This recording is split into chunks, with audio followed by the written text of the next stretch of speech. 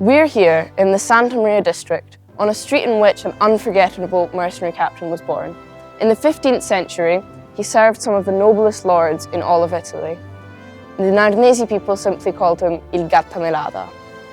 We're currently in front of the Religious Institute of Sant'Anna, where in 1303, the most mysterious of the Nardinesi fountains stood, the Fontana del Trojo. So called because it was most likely located here, at the intersection of a crossroads. This ancient building, which accompanied the ghost fountain, dates back to the 16th century and owes its existence to the rich and noble Capocaccia family. Precisely during the construction of this building, in 1578, the fountain was damaged, but it was fixed by the very same Capocaccia. The building, with its majestic style, upset the urban appearance of this district, made up of houses, shops and warehouses of an average stature, around between 1100 and 1200. As evidence of this dating, there are armorials above the door with stone plaques cut according to the architecture of that period.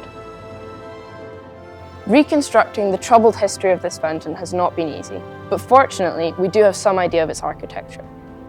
Its style was more or less the same as the other two Narni fountains, a 12-sided polygonal base with a triumphal bronze cup in the centre, adorned with lion and griffin heads.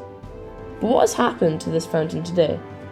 It was probably destroyed by the Lansquenets during their trip of destruction to Italy in 1527, and later rebuilt at the end of the 16th century, as would suggest the polygonal base with 12 sides, and no longer 20, as was used in the 14th century tradition of the area.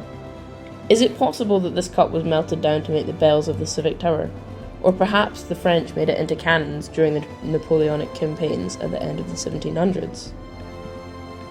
The mystery remains. In fact, it's thickened even more by a drawing that dates back to 1829.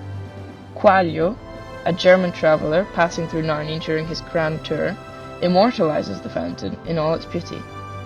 So was it still here, intact, in the 19th century? Nobody knows.